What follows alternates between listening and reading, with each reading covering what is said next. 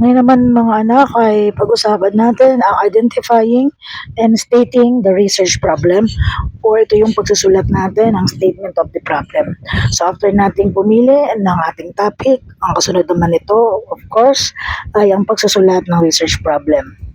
So since nagawa nyo na rin ang pagsusulat ng general problem, specific problem, ito ay magiging gabay nyo na lamang upang makapagbigay sa inyo ng iba pang idea kung paano isusulat ang inyong general problem at research problem. So napakaganda ng ating ginawang mga activities. It's because habang ako ay nagsasalita rito ay naisagawa nyo na at nagkaroon na kayo ng experience kung ano yung sinasabi ko tungkol sa mga topic na ito. Kaya mas madali na para sa inyo na maunawaan yung aking sinasabi. Okay. So, ano nga ba yung research problem? So, ang research problem, ito ay isang mga specific issues na kung saan ay gusto nyo i-address o gusto nyo sagutin doon sa inyong research study na may concern sa inyong research paper. Ang mga research problem naman, ito naman ay yung mga gusto nyo i-investigahan at nag-identify kayo ng mga variables na gusto nyo malaman ang kasagutan at gusto nyo rin i-discuss kung ano ang mga relasyon nito sa dependent variable. O narito naman ang mga ilang halimbawa o paano tayo magsusulat ng isang research study. Ang research paper.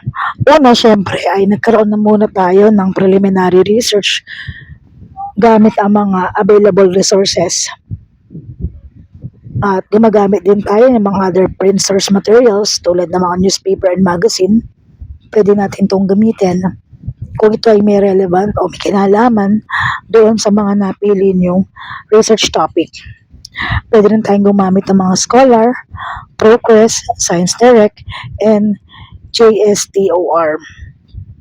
Pangalawa, base sa inyong preliminary research, pwede kayong mag-prepare ng mga concept map or synthesize nyo yung inyong mga ideas or pagsamasamahin nyo. And then, pwede kayong pumili ng general topic. At itong general topic na to ay pwede nyo pang narrow down hanggang makuha nyo ang gusto nyong pag-aralan tungkol sa inyong research. So dahil na-identify na natin yan nung during title defense, nakasulat na rin ang inyong mga variables na gusto nyo study doon sa lab nyong statement of the problem. Basahin nyo lang yung aking mga comment doon at isulat nyo doon sa inyong statement of the problem. Mahalaga itong statement of the problem at ang pagsusulat ng research problem, it's because ito ang inyong magiging anchor o gabay. Dito nakaangkla ang lahat ng inyong gagawin. So, sa pagsusulat ng isang research problem, isinusulat natin ang dalawang uri ng tanong. Una ay ang general research problem at ang pangalawa naman ang inyong mga specific research problem. Paano nga ba tayo magpo-formulate ng mga research questions? Ang mga research questions naman ay ito ang mga important components na inyong research na nagbibigay kahulugan sa inyong research problem. It indicates the specific concerns related to your research problem that your study also intends to answer. Ang general research problem, it's derived from your main problem of the study. Ito rin yung kahawig, kamukha na nakasulat sa inyong research title. So, it must contain related to make it quantitative research. Hindi natin inilalagay ang mga who, when, where, and where doon sa general research questions. It's because yung mga tanong na who, when, where ay sasagutin yan doon sa inyong scope and delimitation. So in the general research questions, which started that the study aims to determine the, and then your IB and the DV. In the general research question, ilalagay tayo ng mga tanong na gusto nating imbestigahan. General problem can be written in sentence form.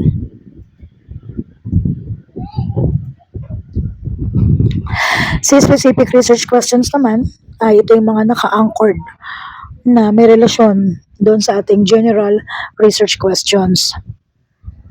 Ito ay nakakatulong to develop the tools for collecting the data. Nakakapag-gather tayo ng mga related reference at nakakapag-organize tayo ng papel at posible tayo makapag-draw ng conclusion from the findings. So ang ating mga specific research questions ay dito nakalagay kung ano ba yung gusto nyong i-test o i-measure doon sa pinili nyong variables na hinahanapan nyo ng dependent outcome or dependent variable. So, for example, ang research questions nyo ay upang malaman ng durability, gusto nyo malaman yung usability, gusto nyo malaman yung flow rate, gusto nyo malaman yung bilang ng total coliform. Ito yung mga examples ng variables to measure na inilalagay nyo as your specific research questions. So, related sa inyong research questions ay ang inyong research objectives or the goals that your research aims to achieve. Another important component related to your research questions are the research problem, and this is your thesis statement, which serve as one sentence summary of the arguments that you are presenting in your study. Okay, so dahil nagsusulat tayo ng statement of the problem, ang mga types of research ay may kanya-kanya rin kaparaanan kung paano itatanong ito o isusulat sa statement of the problem. Una, kung ang pinili mong research design ay correlational, wherein hinahanap mo ang relationship among two variable, ito ang example na tanong na pwede mo ilagay. Una, what is the relationship between the length of the review and the examination score? So, hinahanap dito yung dalawang variable, the length of the review and the examination score. And then, ito namang dalawang tanong na to, ito ang tanong naman upang sagutin ito sa pamamagitan ng computation. So, correlation, pwede tayong gumamit ng Pearson's R or Spearman rank. Depende doon sa kalalabasan ng inyong data or depende doon sa gusto nyo palabasin sa inyong research study. But based on this question, dahil relationship to ay examination score din ang hinahanap, ito ay under the Spearman rank. Okay?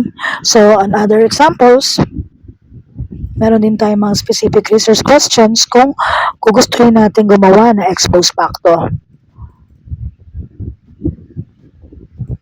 So, halimbawa, are the information technology education students and vocational education student digitally literate? So, yung IT students at yung mga vocation students ay talaga ba silang digitally literate? Another ay yung mga specific research questions for experimental and quasi. Okay, example nito ay, is there significant post-test gain on students' academic performance? Is there a difference between the post-test gain of the control group and treatment group? How do the students rate their experiences in one-on-one tutorial session? At yung mga questions naman for statement of the problem ay usually ay yung mga before and final or initial final. So, ang intervention dito ay yung mga ginagawa nyo mga prototype o yung mga ginagamit nyo, mga ine-experiment nyo. So, gagamit tayo dito ng mga before and after na mga tanong. So, for example, what is the initial baseline before the water, no? Use the water filtering system in terms of total coliform, TDS, and etc. And then number 2, ang tanong naman natin ay tungkol naman dun sa after.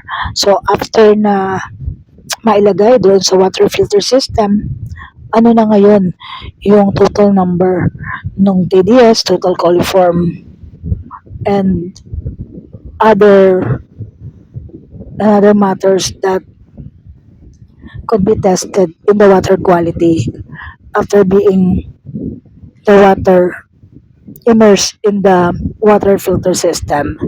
So, ang example dito ay yung ulitin ko ay yung paggamit natin ng mga laboratory testing before and final para makita ang difference ng bilang ng mga impurities na nakalagay doon sa water filter system.